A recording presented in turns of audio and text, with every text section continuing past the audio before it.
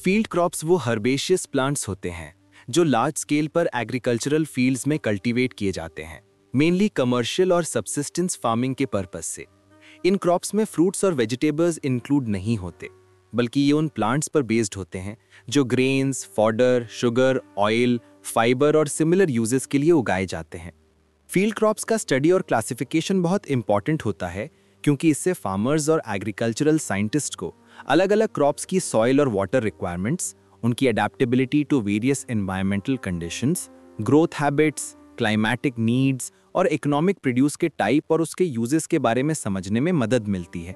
Proper classification के जरिए cropping patterns, irrigation schedules और मैनेजमेंट प्रैक्टिसेस को ज़्यादा इफेक्टिवली प्लान किया जा सकता है। फील्ड क्रॉप्स को अलग अलग क्राइटेरिया के बेसिस पर क्लासिफाई किया जा सकता है, जैसे कि climate, season, life span, root system, economic importance और बोटानिकल या मॉर्फोलॉजिकल सिमिलैरिटी। क्लाइमेट के बेसिस पर फील्ड क्रॉप्स को दो मेन ग्रुप्स में डिवाइड किया जा सकता है, ट्रॉपिकल और टेम्परेट क्रॉप्स।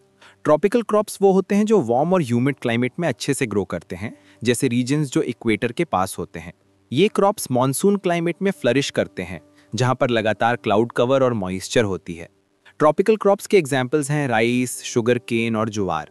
दूसरी तरफ टेम्परेट क्रॉप्स उन रीजन्स में ग्रो करते हैं जहां क्लाइमेट थोड़ा कूल और कम ह्यूमिड होता है, यूजुअली हायर लैटिट्यूड्स पर। ये क्रॉप्स कोल्ड वेदर को टॉलरेट करते हैं और विंटर के दौरान अपने लीव्स शेड करके डॉर्मेंट हो जाते हैं।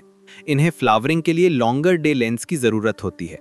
टेम्परेट क्रॉप्स के कॉमन एग्जाम्पल्स हैं वीट, ग्राम और पोटैटो। क्रॉप्स को उनके सीजन के हिसाब से भी क्लासिफाई किया जा सकता है, जिसमें उन्हें कल्टीवेट किया जाता है। इंडिया जैसे कंट्री में जहां डिस्टिंक्ट क्लाइमेटिक साइकिल्स होते हैं, ये सीजनल क्लासिफिकेशन बहुत इंपॉर्टेंट रोल प्ले करता है। पहला कैटेगरी है खरीफ क्रॉप्स, जो मॉनसून के ऑनसेट के साथ जून में सो किए जाते हैं और अक्टूबर के आसपास हार्वेस्ट होते हैं। ये क्रॉप्स वार्म और वेट कंडीशंस पसंद करते हैं और अपने ग्रोथ पीरियड के दौरान ज़्यादा मॉइस्चर की ज़रूरत होती है। इन्हें फ्लावरिंग के लिए जनरली शॉर्टर डे लेंथ्स चाहिए होते हैं। खरीफ क्रॉप्स के एग्जाम्पल्स हैं राइस, मेज, कॉटन और मिलेट्स। दूसरी कैटेगरी है रबी क्रॉप्स, जो मॉनसून के बाद अक्टूबर से दिसंबर के बीच सो किए जाते हैं और स्प्रिंग के दौरान मार्च-अप्रैल के आसपास हार्वेस्ट होते हैं। ये क्रॉप्स कूल और ड्राई क्लाइमेट पसंद करते हैं और फ्लावरिंग के लिए लॉन्गर डे लेंथ्स की रिक्वायरमेंट होती है। टिपिकल रबी क्रॉप्स हैं वीट, ग्राम और मस्टर्ड। इनके अलावा एक तीसरा ग्रुप होता है जिसे जायद क्रॉप्स कहा जाता है, जो शॉर्ट समर सीजन में मार्च से जून के बीच ग्रो किए जाते हैं, मॉनसून के पहले। ये क्रॉप्स इरिगेटेड कंडीशंस में वार्म क्लाइमेट के अंडर कल्टीवेट किए जाते हैं। जायद क्रॉप्स के एग्जाम्पल्स हैं वाटरमेलन, क्यूकम्बर और मस्क मेलन। बोटानिकल या morphological classification of field crops उनके प्लांट पार्ट्स और फ्लावर स्ट्रक्चर की सिमिलैरिटी पर बेस्ड होती है। ये सिस्टम क्रॉप्स को उनके बोटानिकल कैरेक्टरिस्टिक्स के हिसाब से ग्रुप करता है और ये सबसे पुराने और इम्पॉर्टेंट क्लासिफिकेशन मेथड्स में से एक माना जाता है। इस क्लासिफिकेशन का मेन पर्पस ये समझना है कि अलग अलग क्रॉप्स के बीच क्या रिलेशनशिप है और उनका एवोल्यूशनरी डेवलपमेंट कैसे हुआ है। सारे फील्ड क्रॉप्स स्पर्मेटोफाइटा डिवीजन के अंडर आते हैं, जिसे सीड प्लांट्स भी कहा जाता है, क्योंकि ये वो प्लांट्स होते हैं जो सीड्स के थ्रू रिप्रोड्यूस करते हैं। प्लांट्स को क्लासिफाई करने का एक कॉन्सेप्ट 370 बीसी के आसपास शुरू हुआ था, जब थियोफ्रास्टिस ने इस आइडिया को इंट्रोड्यूस किया था, जिन्हें फादर ऑफ बॉटनी के नाम से जाना जाता है। समय के साथ साथ इस सिस्टम को और रिफाइन और साइंटिफिक बनाया गया है। प्लांट किंगडम को ब्रॉडली दो मेन ग्रुप्स में डिवाइड किया गया है, सीड प्रोड्यूसिंग प्लांट्स, जिन्हें स्पर्मेटोफाइट्स कहा जाता है, और non seed producing plants. Spermatophytes को फेनिरोगैम्स या फेनिरोगैमे भी कहा जाता है, क्योंकि ये प्लांट्स विजिबल रिप्रोडक्टिव स्ट्रक्चर्स जैसे फ्लावर्स या कोन्स प्रोड्यूस करते हैं, जो आगे जाके सीड्स बनाते हैं। स्पर्मेटोफाइट्स को आगे दो बड़े ग्रुप्स में डिवाइड किया गया है, एंजियोस्पर्म्स और जिम्नोस्पर्म्स। एंजियोस्पर्म्स वो फ्लावरिंग प्लांट्स होते हैं जिनके सीड्स एक ओवरी वॉल के अंदर एनक्लोज्ड होते हैं, जबकि gymnosperms non flowering seed plants होते हैं जिनके सीड्स एक्सपोज्ड रहते हैं, मतलब वो किसी फ्रूट या ओवरी के अंदर बंद नहीं होते। एंजियोस्पर्म्स सबसे एडवांस्ड और डाइवर्स ग्रुप होते हैं सीड प्लांट्स के बीच में। ये वो प्लांट्स होते हैं जो फ्लावर्स और फ्रूट्स प्रोड्यूस करते हैं, और इनमें हर्बेशियस और वुडी दोनों टाइप्स के स्पीशीज इंक्लूड होते हैं। एंजियोस्पर्म्स के एग्जाम्पल्स हैं grasses, rice, maize, wheat, sugar cane, sunflower, legumes, mango और नीम। जिम्नोस्पर्म्स के केस में ये मोस्टली कोन बियरिंग प्लांट्स होते हैं, जैसे पाइन, फर और सीडर। ये प्लांट्स सॉफ्टवुड टाइप के होते हैं और फ्लावर्स के बजाय कॉम्प्लेक्स सीड बियरिंग स्ट्रक्चर्स के थ्रू रिप्रोड्यूस करते हैं। प्लांट क्लासिफिकेशन में एक बहुत significant contribution Swedish botanist Karl Linnaeus ने दिया था, जिन्हें कैरलस लिनियस भी कहा जाता है। उन्होंने बाइनोमियल नॉमेनक्लेचर का सिस्टम इंट्रोड्यूस किया, जिसमें हर प्लांट को एक यूनिक साइंटिफिक नेम दिया गया जो दो पार्ट्स में होता है, जीनस और स्पीशीज। जीनस का नाम हमेशा कैपिटल लेटर से स्टार्ट होता है, जबकि स्पीशीज का नाम स्मॉल लेटर से। जैसे वीट का साइंटिफिक नेम है ट्रिटिकम एस्टिवम LINN, जहां ट्रिटिकम जीनस है और एस्टिवम स्पीशीज है। ये सिस्टम आज भी वर्ल्ड वाइड यूज होता है और प्लांट्स को साइंटिफिकली आइडेंटिफाई करने का एक यूनिफॉर्म मेथड प्रोवाइड करता है। एंजियोस्पर्म्स के अंदर प्लांट्स को और आगे क्लासिफाई किया जाता है कॉटिलेडॉन्स के नंबर के बेसिस पर, जो सीड के एम्ब्रियो में प्रेजेंट होते हैं। कॉटिलेडॉन बेसिकली एक लीफ लाइक स्ट्रक्चर होता है जो सीड से जर्मिनेशन के टाइम पर सबसे पहले निकलता है और यंग प्लांट को न्यूट्रिएंट्स प्रोवाइड करता है। इसी बेसिस पर एंजियोस्पर्म्स को दो ग्रुप्स में डिवाइड किया गया है, मोनोकॉटिलेडोनस यानी मोनोकॉट्स और डाइकॉटिलेडोनस यानी डाइकॉट्स। मोनोकॉट्स के सीड्स में एक कॉटिलेडॉन होता है और ये जनरली हर्बेशियस होते हैं। मोनोकॉट्स के एग्जांपल्स हैं ग्रासेस, राइस, मेज, व्हीट और शुगर केन। डाइकॉट्स के सीड्स में दो कॉटिलेडॉन्स होते हैं और ये हर्बेशियस और वुडी दोनों हो सकते हैं। डाइकॉट्स के कॉमन एग्जांपल्स हैं सनफ्लावर, लेग्यूम्स, लेंटिल्स, मैंगो और नीम। फील्ड क्रॉप्स को उनके इकोनॉमिक इंपॉर्टेंस के बेसिस पर भी क्लासिफाई किया जा सकता है, मतलब किस पर्पस के लिए क्रॉप्स उगाई जाती हैं और इनका इकोनॉमिक या इंडस्ट्रियल वैल्यू क्या है। ये क्लासिफिकेशन समझने में मदद करता है कि हर क्रॉप एग्रीकल्चर, इंडस्ट्री और ह्यूमन लाइफ में किस रोल में कंट्रीब्यूट करती है और किस तरह से देश की इकोनॉमी में अपना योगदान देती है। सीरियल क्रॉप्स इस क्लासिफिकेशन के सबसे इंपॉर्टेंट ग्रुप में से एक हैं। ये ग्रासेस होते हैं जो फैमिली पोएसी से बिलोंग करते हैं और मेनली उनके एडिबल सीड्स के लिए उगाए जाते हैं, जो दुनिया भर में ह्यूमंस के स्टेपल फूड के रूप में यूज होते हैं। सीरियल क्रॉप्स को ग्रेन क्रॉप्स भी कहा जाता है। ये प्लांट्स यूजुअली नैरो लीव्ड होते हैं और इनमें कोई प्रोमिनेंट मेन स्टेम नहीं होता। मेजर सीरियल क्रॉप्स में वीट, राइस, मेज, बार्ले, ओट, राई, ट्रिटिकल, सॉर्गम और मिलेट जैसे क्रॉप्स आते हैं। ये क्रॉप्स कार्बोहाइड्रेट का मेन सोर्स हैं और फूड सिक्योरिटी का बेस बनाते हैं दुनिया के ज्यादातर देशों में। फॉरेज क्रॉप्स दूसरा इंपॉर्टेंट ग्रुप है जो लाइव स्टॉक फीडिंग के लिए उगाए जाते हैं। इन क्रॉप्स को या तो डायरेक्टली एनिमल्स ग्रेस करते हैं या फिर इन्हें हार्वेस्ट करके ग्रीन चॉप, हे, साइलेज या सॉइलिंग के फॉर्म में यूज किया जाता है। फॉरेजेस वो प्लांट मटेरियल होते हैं जिनके ड्राई मैटर में 25% से ज्यादा फाइबर होता है, इसलिए ये एनिमल न्यूट्रिशन के लिए सूटेबल होते हैं। जब सीरियल क्रॉप्स को पूरे प्लांट के रूप में कट करके एनिमल्स को खिलाया जाता है तो उन्हें फॉडर कहा जाता है। ज्यादातर फॉरेज क्रॉप्स ग्रास फैमिली ग्रामिने या लेग्यूम फैमिली लेग्यूमिनेसी के होते हैं, जैसे बरसीम और क्लोवर्स। फाइबर क्रॉप्स वो क्रॉप्स हैं जो अपने फाइबर्स के लिए उगाए जाते हैं, जिनसे टेक्सटाइल्स, रोप्स, रग्स और अलग अलग मटेरियल्स बनाए जाते हैं। ये क्रॉप्स इंडस्ट्रियल लेवल पर बहुत इंपॉर्टेंट हैं क्योंकि ये टेक्सटाइल और हैंडीक्राफ्ट इंडस्ट्री का बेस बनाते हैं। इंपॉर्टेंट फाइबर क्रॉप्स में कॉटन, जूट, फ्लैक्स, सनहेम्प, केनफ और सिसल शामिल हैं। ऑयल सीड क्रॉप्स उन सीड्स के लिए उगाए जाते हैं जिनसे ऑयल एक्सट्रैक्ट किया जाता है। ये ऑयल कुकिंग, इंडस्ट्रियल एप्लीकेशंस और कई केसेस में बायोफ्यूल के रूप में भी यूज होता है। मेजर ऑयल सीड क्रॉप्स में ग्राउंडनट यानी पीनट, मस्टर्ड और rapeseed, sunflower, safflower, soybean, sesame, castor bean, linseed और फ्लैक्स आते हैं। शुगर क्रॉप्स वो होते हैं जिनसे शुगर और स्वीटनिंग प्रोडक्ट्स बनाए जाते हैं। इन क्रॉप्स से शुगर इंडस्ट्री का रॉ मटेरियल मिलता है और ये इथेनॉल और दूसरे बाय प्रोडक्ट्स बनाने में भी यूज होते हैं। इस कैटेगरी के main crop sugar cane, sugar beet और स्वीट सॉर्गम है। रूट और ट्यूबर क्रॉप्स वो क्रॉप्स होते हैं जो अपने एडिबल अंडरग्राउंड पार्ट्स जैसे रूट्स, बल्ब्स, राइजोम्स, कॉम्स या ट्यूबर्स के लिए उगाए जाते हैं। इनमें carrot, radish, turnip, onion, garlic और पोटैटो शामिल हैं। रूट एक कॉम्पैक्ट और एनलार्ज स्टोरेज ऑर्गन होती है जो रूट टिश्यू से डेवलप होती है, जैसे कैरेट, टर्निप और कैसावा में देखा जाता है। ट्यूबर्स दूसरी तरफ स्टेम टिश्यू से बने एनलार्ज स्टोरेज ऑर्गन होते हैं, जैसे पोटैटो, यैम और स्वीट पोटैटो। ये क्रॉप स्टार्च के रिच सोर्स होते हैं और ह्यूमन डाइट का एक इंपॉर्टेंट पार्ट बनाते हैं। लेग्यूमिनस क्रॉप्स फैमिली लेग्यूमिनेसी से बिलोंग करती हैं और उनके एडिबल सीड्स के लिए उगाई जाती हैं। इनका सबसे बड़ा एडवांटेज ये है कि ये अपने रूट नोड्यूल्स के थ्रू एटमॉस्फेरिक नाइट्रोजन फिक्स करती हैं, जिससे सॉइल फर्टिलिटी इंप्रूव होती है। लेग्यूम्स को ह्यूमन फूड, एनिमल फीड और ग्रीन मैन्योर के रूप में यूज किया जाता है ताकि सॉइल हेल्थ बेटर हो। इंपॉर्टेंट लेग्यूमिनस क्रॉप्स में chickpea, pigeon P, cow P यानी लोबिया, मूंग बीन, मश बीन, लेंटिल, फाबा बीन और फील्ड बीन और अल्फाल्फा जैसे क्रॉप्स आते हैं। नार्कोटिक या ड्रग क्रॉप्स उन क्रॉप्स को कहा जाता है जिनके अंदर मेडिसिनल या स्टिमुलेटिंग प्रॉपर्टीज होती हैं। इन क्रॉप्स में ऐसे केमिकल कंपाउंड्स होते हैं जो नर्वस सिस्टम पर इफेक्ट करते हैं, कुछ कामिंग, कुछ स्टिमुलेटिंग और कुछ हेलुसिनोजेनिक नेचर के होते हैं। एग्जाम्पल्स में पॉपी, टोबैको, टी, कॉफी और पेपरमिंट शामिल हैं। इनमें से कई क्रॉप्स मेडिसिनल प्लांट्स के रूप में भी जाने जाते हैं और फार्मास्यूटिकल्स और हर्बल प्रिपरेशंस में यूज किए जाते हैं। वेजिटेबल क्रॉप्स उनके एडिबल पार्ट्स जैसे लीव्स, स्टेम्स, फ्लावर्स, फ्रूट्स और सीड्स के लिए उगाई जाती हैं। ये क्रॉप्स विटामिन्स, मिनरल्स और एसेंशियल न्यूट्रिएंट्स का एक रिच सोर्स होती हैं। हॉर्टिकल्चर का जो ब्रांच वेजिटेबल कल्टीवेशन से डील करता है उसे ओलेरी कल्चर कहा जाता है। कॉमन वेजिटेबल क्रॉप्स में asparagus, broccoli, cabbage, cauliflower, spinach, cucumber, pumpkin, squash, tomato, egg plant यानी कि ब्रिंजन और ओकरा यानी कि लेडीज फिंगर शामिल हैं। फील्ड क्रॉप्स को उनके पर्पस के हिसाब से भी क्लासिफाई किया जा सकता है, मतलब किस स्पेसिफिक फंक्शन या यूटिलिटी के लिए वो एग्रीकल्चर, इकोनॉमी या इकोसिस्टम में काम आते हैं। इस टाइप की क्लासिफिकेशन से फार्मर्स और एग्रीकल्चरल प्लानर्स को ये डिसाइड करने में हेल्प मिलती है कि कौन सी क्रॉप ग्रो करनी चाहिए, सॉइल कंडीशन, क्लाइमेटिक फैक्टर्स और प्रोड्यूस के इंटेंडेड यूज के बेसिस पर। कैच या इमरजेंसी क्रॉप्स वो होते हैं जो तब कल्टीवेट किए जाते हैं जब मेन क्रॉप फेल हो जाती है, जैसे अनफेवरेबल वेदर या किसी और एडवर्स कंडीशन के वजह से। इन क्रॉप्स का ड्यूरेशन छोटा होता है और ग्रोथ रेट फास्ट, जिससे फार्मर्स अपना लॉस जल्दी रिकवर कर लेते हैं। एग्जाम्पल के तौर पर राय, मिलेट, क्लोवर, चिकपी और काउपी जैसे क्रॉप्स कैच क्रॉप्स के रूप में ग्रो किए जाते हैं।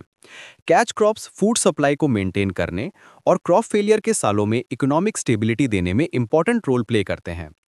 कवर क्रॉप्स दूसरी तरफ मेनली सॉइल को प्रोटेक्ट करने के लिए ग्रो किए जाते हैं। इनका मेन पर्पस होता है जमीन को कवर करके सॉइल पार्टिकल्स को एक साथ होल्ड करना, ताकि विंड या वाटर के थ्रू इरोजन न हो। ये क्रॉप्स सॉइल स्ट्रक्चर और ऑर्गेनिक मैटर को भी इंप्रूव करते हैं। कॉमन एग्जांपल्स हैं क्लोवर, राय, ग्राउंडनट और स्वीट पोटैटो। कैश क्रॉप्स उन क्रॉप्स को कहा जाता है जो मेनली कमर्शियल गेन के लिए कल्टीवेट किए जाते हैं, न कि हाउसहोल्ड या सब्सिस्टेंस यूज के लिए। ये क्रॉप्स फार्मर्स को इनकम प्रोवाइड करते हैं और एग्रीकल्चरल इकोनॉमी के लिए वाइटल होते हैं। मेजर कैश क्रॉप्स हैं शुगर केन, कॉफी, जूट और कॉटन। ये लार्ज स्केल पर ग्रो किए जाते हैं डोमेस्टिक और इंटरनेशनल मार्केट के लिए। कंपेनियन क्रॉप्स उन दो या ज्यादा क्रॉप्स को कहते हैं जो एक साथ सेम फील्ड में ग्रो किए जाते हैं, जहां हर क्रॉप दूसरे की ग्रोथ, पेस्ट कंट्रोल या रिसोर्स यूज में हेल्प करती है। दोनों क्रॉप्स सेपरेटली हार्वेस्ट किए जाते हैं, इसलिए ये एक टाइप का इंटरक्रॉपिंग सिस्टम होता है जो यील्ड और सॉइल हेल्थ दोनों इंप्रूव करता है। एग्जाम्पल के लिए अनियन और गार्लिक को अक्सर कॉटन के साथ ग्रो किया जाता है, जबकि सोयाबीन को मेज के साथ इंटरक्रॉपिंग में यूज किया जाता है। साइलेज क्रॉप्स वो क्रॉप्स होते हैं जो साइलेज बनाने के लिए ग्रो किए जाते हैं। साइलेज एक प्रिजर्व्ड एनिमल फीड होता है जो लीन या ऑफ सीजन में यूज होता है, जब फ्रेश फॉडर अवेलेबल नहीं होता। इन क्रॉप्स को अर्ली मैच्योरिटी स्टेज पर हार्वेस्ट किया जाता है, फाइनली चॉप करके टाइटली पैक किया जाता है ताकि एयर न रहे, और फिर साइलोज या पिट्स में स्टोर किया जाता है जहां फर्मेंटेशन होती है। ये प्रोसेस फीड की न्यूट्रिशनल वैल्यू को लॉन्ग टाइम तक मेंटेन करता है। कॉमन साइलेज क्रॉप्स हैं मेज, सोरघम, फॉरेज ग्रासेस और लेग्यूम्स। रेस्टोरेटिव क्रॉप्स वो क्रॉप्स होते हैं जो सॉइल फर्टिलिटी और स्ट्रक्चर को इंप्रूव करते हैं। ये क्रॉप्स सॉइल में ऑर्गेनिक मैटर ऐड करते हैं और नाइट्रोजन कंटेंट को बढ़ाते हैं नाइट्रोजन फिक्सिंग बैक्टीरिया के थ्रू, जो लेग्यूमिनस प्लांट्स के रूट नोड्यूल्स में होते हैं। ये क्रॉप्स लैंड की प्रोडक्टिविटी रिस्टोर करके उसे नेक्स्ट क्रॉप्स के लिए सुटेबल बना देते हैं। सभी लेग्यूमिनस क्रॉप्स जैसे लेंटिल, मूंग और काउपी रेस्टोरेटिव क्रॉप्स के रूप में जाने जाते हैं। रेजिडुअल, पैरा या उतेरा क्रॉप्स उन फील्ड्स में ग्रो किए जाते हैं जहां पहला क्रॉप अभी स्टैंडिंग पोजीशन में होता है, बिना किसी प्रिपरेटरी टिलेज के। इनका पर्पस होता है सॉइल में बचे हुए रेजिडुअल मॉइस्चर का यूटिलाइजेशन करना। ये क्रॉप्स पिछले क्रॉप के हार्वेस्ट होने से 10 से 15 दिन पहले सो किए जाते हैं, ताकि रिसोर्सेज का एफिशिएंट यूज हो और कंटिन्यूस कल्टीवेशन हो सके। एग्जाम्पल के लिए ग्राम, लेंटिल और चिकपी अक्सर पैडी फील्ड्स में राइस हार्वेस्ट होने से पहले सो किए जाते हैं। नर्स क्रॉप्स वो क्रॉप्स होते हैं जो किसी दूसरी क्रॉप के साथ ग्रो किए जाते हैं ताकि उसे प्रोटेक्शन और नरिशमेंट मिल सके।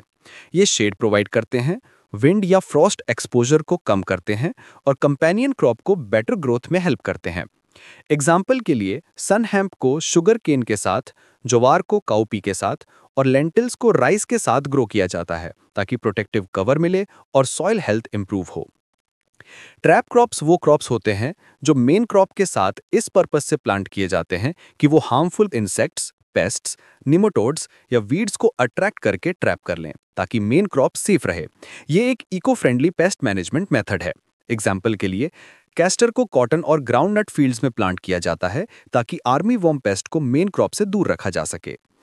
ट्रक क्रॉप्स वो वेजिटेबल क्रॉप्स होते हैं जो लार्ज स्केल पर ग्रो किए जाते हैं कमर्शियल सेल और डिस्टेंट मार्केट्स में ट्रांसपोर्ट करने के लिए। ये क्रॉप्स मेनली फ्रेश कंजम्पशन के लिए कल्टीवेट होते हैं और हार्वेस्ट के तुरंत बाद शिप किए जाते हैं, जैसे पोटैटोज, टोमेटोज, मेलॉन्स और ब्रोकली। ये क्रॉप्स फ्रेश प्रोड्यूस ट्रेड और अर्बन फूड सप्लाई चेन में इंपॉर्टेंट रोल प्ले करते हैं। एनर्जी क्रॉप्स वो नॉन फूड क्रॉप्स होते हैं जो स्पेसिफिकली एनर्जी प्रोडक्शन के लिए ग्रो किए जाते हैं। इन्हें हार्वेस्ट करके हीट, इलेक्ट्रिसिटी या बायोफ्यूल्स बनाने के लिए यूज किया जाता है, कंबशन या प्रोसेसिंग के थ्रू। ये क्रॉप्स हाई बायोमास यील्ड देते हैं और फास्ट ग्रो करते हैं, इसलिए ये एफिशिएंट रिन्यूएबल एनर्जी सोर्सेज होते हैं। कॉमन एग्जांपल्स हैं वुडी प्लांट्स जैसे विलो और पॉपुलर, और फास्ट ग्रोइंग ट्रॉपिकल ग्रासेस जैसे मिस्कैंथस और पेनिसिटम पर्पुरियम, नेपियर ग्रास। फील्ड क्रॉप्स जो एग्रीकल्चर एक्टिविटीज का कोर पार्ट होते हैं, उन्हें बेटर अंडरस्टैंडिंग और मैनेजमेंट के लिए कई तरीकों से क्लासिफाई किया जा सकता है। एक इंपॉर्टेंट क्लासिफिकेशन सिस्टम है उनके लाइफ स्पैन या लाइफ साइकिल के ड्यूरेशन के बेस पर। इसके हिसाब से क्रॉप्स को 3 मेन कैटेगरीज में डिवाइड किया जाता है: एनुअल, बाइनियल और पेरिनियल क्रॉप्स। एनुअल क्रॉप्स वो होते हैं जो अपना पूरा लाइफ साइकिल सीड जर्मिनेशन से लेकर फ्लावरिंग, फ्रूटिंग और डेथ तक एक ही ग्रोइंग सीजन में कंप्लीट कर लेते हैं। इन प्लांट्स के सभी पार्ट्स जैसे रूट्स, स्टेम्स और लीव्स मैच्योरिटी के बाद मर जाते हैं और सिर्फ सीड्स बचे रहते हैं जो नेक्स्ट जनरेशन के लिए ग्रो करते हैं। Common examples of annual crops हैं wheat, barley, rice, maize, sorghum, faba bean, lentil, chickpea, lupine, flax, soybean, sesame, sunflower और सैफ्लावर। ज्यादातर मेजर फील्ड क्रॉप्स जो फूड या ऑयल के लिए ग्रो की जाती हैं, एनुअल क्रॉप्स ही होती हैं। बाइनियल क्रॉप्स को अपना लाइफ साइकिल कंप्लीट करने में 2 साल लगते हैं। पहले ग्रोइंग सीजन में ये plants mainly vegetative structures develop करते हैं, जैसे रूट्स, स्टेम्स और जमीन के पास रोजेट फॉर्म में लीव्स। दूसरे ग्रोइंग सीजन में स्टेम इलोंगेशन होती है, फ्लावरिंग और सीड फॉर्मेशन होता है और सीड्स प्रोड्यूस करने के बाद प्लांट मर जाता है। बाइनियल क्रॉप्स के एग्जाम्पल हैं अनियन, स्वीट क्लोवर और शुगर बीट। पेरिनियल क्रॉप्स दूसरी तरफ 2 साल से ज्यादा जीती और ग्रो करती हैं। इनका लाइफ स्पैन इंडेफिनिट होता है और ये रिप्रोडक्शन के बाद मर नहीं जाती, बल्कि ये हर सीजन ग्रो करती रहती हैं और एक ही रूट सिस्टम से हर साल रीजनरेट होती हैं। पेरिनियल क्रॉप्स के एग्जाम्पल हैं शुगर केन, व्हाइट क्लोवर और अल्फाल्फा। ये crops continuous fodder supply, soil conservation और सस्टेनेबल लैंड यूज के लिए बहुत इंपॉर्टेंट होती हैं। क्रॉप्स को उनके रूट सिस्टम की डेप्थ के बेस पर भी क्लासिफाई किया जा सकता है, क्योंकि अलग-अलग प्लांट्स के रूट स्ट्रक्चर्स और ग्रोथ डेप्थ्स उनकी न्यूट्रिएंट और वाटर नीड्स के हिसाब से वेरी करते हैं। रूट डेप्थ के बेस पर क्रॉप्स को 3 कैटेगरीज में डिवाइड किया जाता है: शैलो रूटेड क्रॉप्स, जिनके रूट्स लगभग 1 मीटर तक सॉइल में जाते हैं, जैसे व्हीट, बार्ले और राय। इंटरमीडिएट रूटेड क्रॉप्स के रूट्स 1 से 1.5 मीटर तक पेनिट्रेट करते हैं, जैसे फेबा बीन और sugar beet. Deep rooted crops के रूट्स 1.5 मीटर से ज्यादा गहराई तक चली जाती हैं, जैसे अल्फाल्फा, जो डीपर सॉइल लेयर से न्यूट्रिएंट्स और मॉइस्चर एक्सट्रैक्ट कर लेती है, इसलिए ये ज्यादा ड्राउट रेजिस्टेंट होती है। एक क्लासिफिकेशन रूट सिस्टम के टाइप के बेस पर होता है।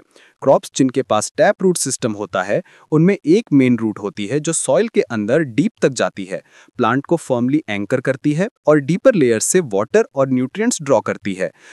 टैप रूटेड क्रॉप्स के एग्जाम्पल हैं तुर यानी कि पिजन पी, ग्रेप और कॉटन।